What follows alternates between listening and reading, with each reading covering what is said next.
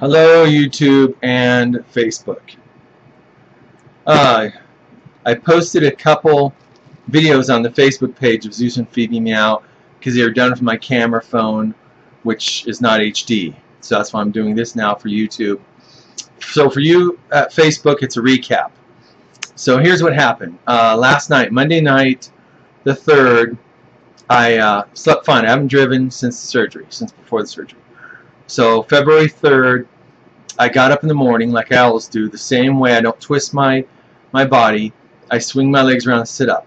When I did that Monday morning, this popped. I heard my whole collarbone pop. It was a snap. Hurt, sharp hurt, went away. Then I got up, then I had pain down my right side here, like at the ribs. So at this elbow, all the way down where it rests against your side, I felt pain, like rib pain. I've had that before the surgery.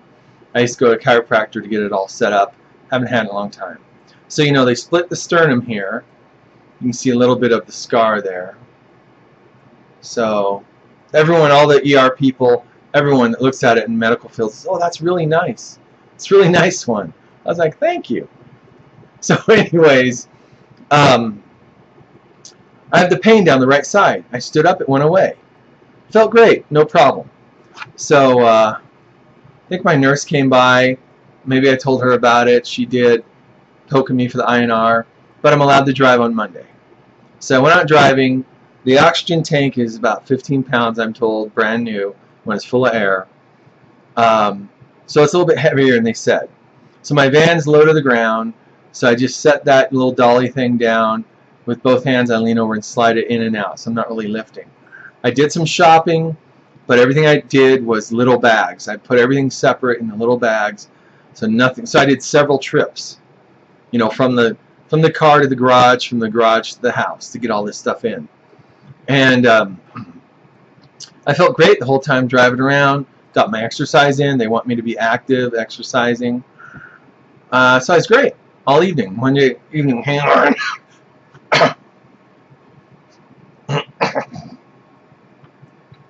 That was a slight cough. So, and I don't want to cough hard on my sternum because it's not healed yet. 12 weeks, they say, until this will be healed up. Minimum 12 weeks. So that's Monday night, the 3rd of February. I go to bed. As soon as I lay down, I get this pain on my side here again. On the right side, it's the rib. And it's like intense pain. And it's the same setup I've been sleeping in. Everything's the same. Nothing's changed. So I don't know why. So I suffer with that for a while, and it's not going away. I can't sleep.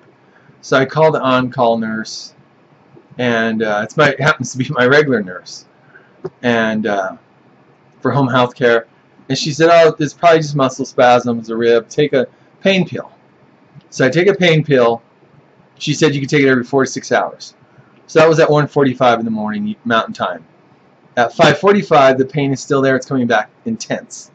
And I could feel all these other little pains going away when I was on the pain meds.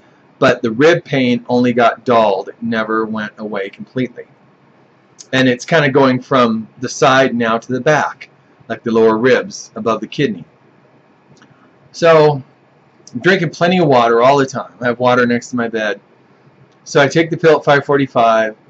Doesn't really help. And all throughout the night after taking the pain meds, whenever I'd fall asleep, I'd all of a sudden get woken up immediately, just a shooting pain. I'd gasp, literally gasp.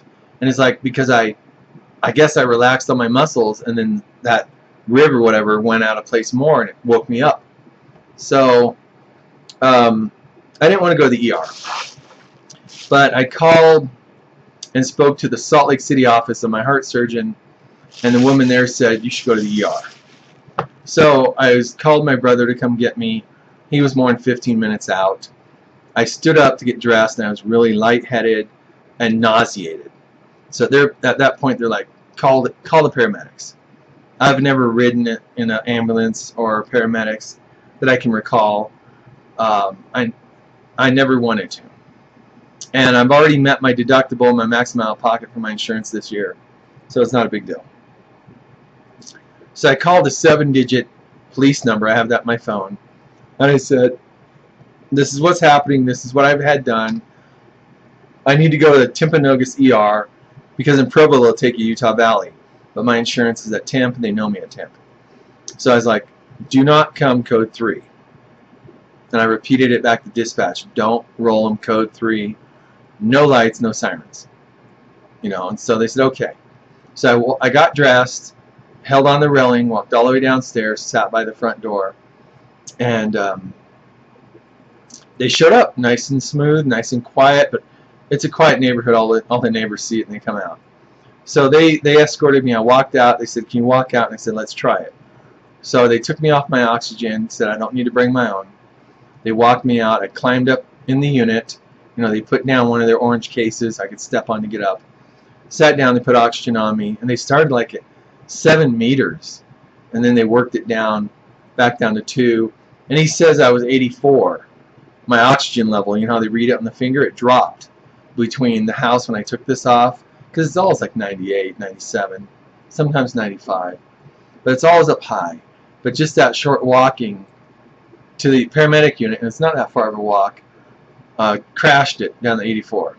So they're doing everything on me in there. They put an IV in. I still got the IV right here, the wrap. And I got EKG. That's one I missed. I've been pulling the EKG things off. They're real fun. So they called Temp, took me over there. I felt like I was going to start throwing up, so they gave me through the IV anti-nausea medicine, which really helped. Because I'm like, hurry, hurry, hurry, as we're driving down 800 North.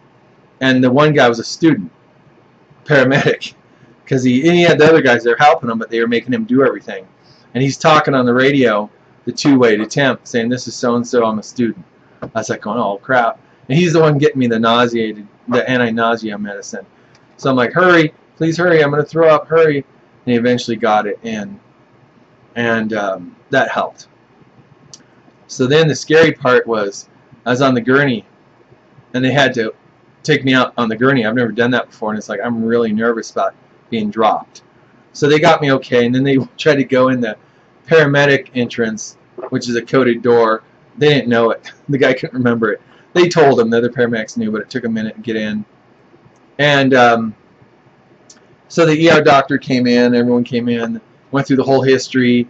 They decided to do x-rays to see on the sides, the fronts. Then they took all my labs, all my blood work. My INR was down to 1.8. It's supposed to be above 2. Even though I took a 5 mg of Coumadin the night before per my doctor's instructions. So then they want to do a CAT scan, and that sucks because the CAT scans with the contrast dye, I always throw up. He's like, well, if you don't want that, we could do a 2-hour procedure with isotopes. I'm like, radioactive? No, I'll take the chance of throwing up. So, and it's quicker. So I did the CT scan in the same room I did before, but it's like, I think the table is higher because I was bumping it, going in with my arms above my head. And they're like, no, we got it centered. And I'm like, okay. So I warned them, and they gave me some stuff for anxiety, which I didn't really care for. I wish they wouldn't have done that. But they gave me anti-nausea medicine. And I went in there, and they did it, and all of a sudden they put the dye in. It's real gross. And now I have a psychological aversion to it because of what's happened in the past. So I'm on the table, they got it, and all of a sudden I'm like, I'm going to throw up, hurry, hurry. Guy ran over, shot at my arm, and I hugged myself, and I was like doing a little bit of dry heaving. But I didn't do anything really bad, so I survived, but I'm now sore. So I go back to the ER room I had, and I brought all my drugs with me in my backpack so they could see everything. They were happy about that. And I had them secure those while I was gone because there's narcotics in there while I was gone to get my CT and X-ray done. And because a gray backpack, someone just walked by, pick it up, no one's going to question them. So anyways, everything's great. Look on Facebook if you want. It's just apparently this is rib, muscle spasm. My body has been numb forever, and that stuff's wearing off. And they said this section here will be numb for up to 2 months. And I can touch it now, and it's numb. And it's still numb out over here. This side is not numb anymore, except for when you get close to the scar. And that's some heavy-duty numbing medicine they did in the ER. I mean, in the OR when they gave me surgery. So yeah, so it's gonna be fun when this becomes unnumb. So then the ER doctor looks at what I got, and the rehab doctor prescribed me 5 megagrams, 5 milligrams of oxycodone, I think it's called, and I got the bubble wrap over there. Anyways, 5 ain't nothing for me apparently. So he goes, this is such a low dose. He goes, you can take 2 to 3 every couple hours. So I don't like taking it. I always avoid trying to take it. But if I can't sleep or if I'm in intense pain, I'll take it.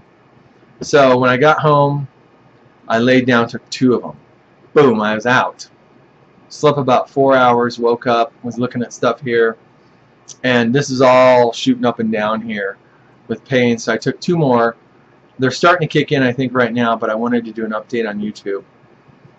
So, yeah, just fun as everything wakens back up from being numb for so long. Zeus and Phoebe are doing great. My brother and sister-in-law send me stuff all the time with them playing.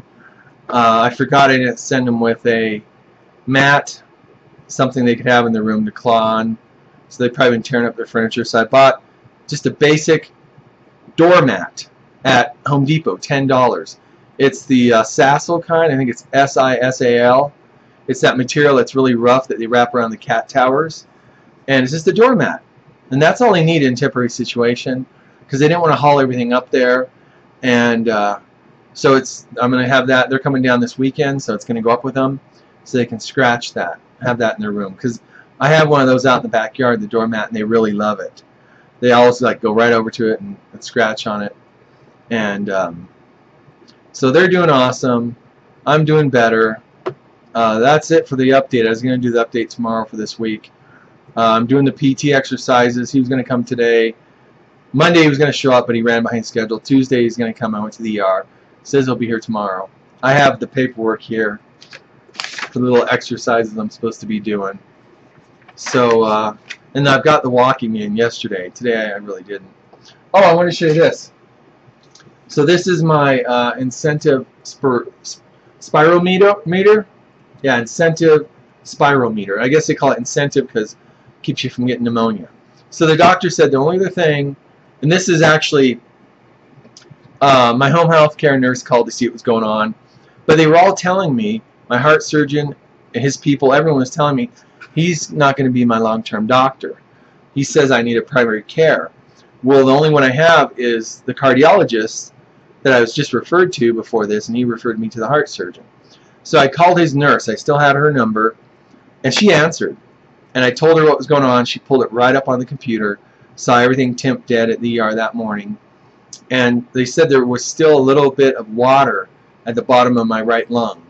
So, and my home health nurse said this, and said I need to do this 8 to 10 times every hour. And I forget. But I was doing it wrong originally, and no one told me that I can recall. So this is how I'm supposed to do it. You're supposed to blow completely out of your lungs, then blow in very slowly and steady. Try and get this way up, and try and keep this one down low. Hold it for 5 seconds, and then let out slowly. So let's see. I was getting it up here yesterday. Now it's down in this area. Let's see what I can do. I'm going to blow out first.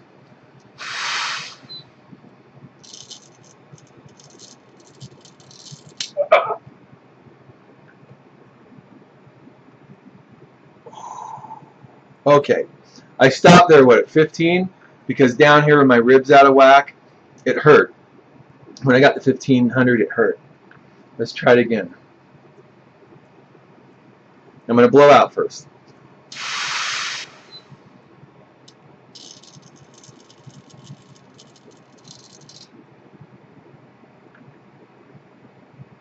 Okay, that's 5. 1500 is it. And I was doing this before I made this video. I've done it a bunch just now.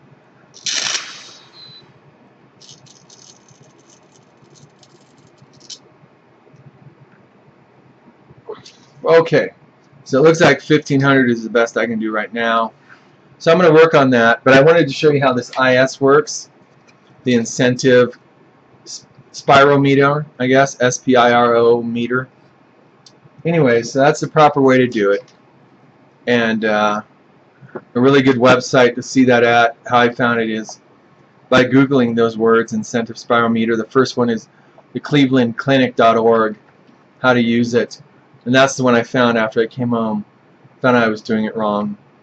So it's an excellent website. That's it for now.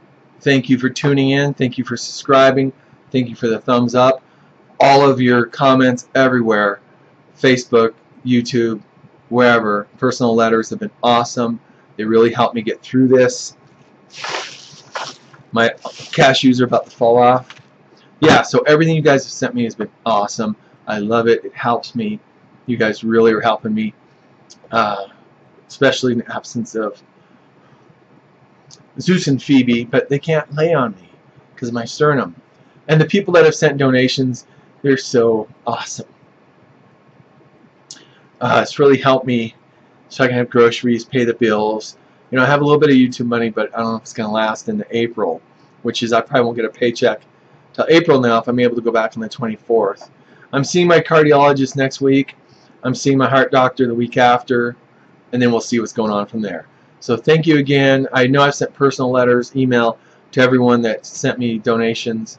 I still want to make a Zeus and Phoebe photo like I did in the past when people sent money in for the surgery. So I'm going to send you a personal custom thank you.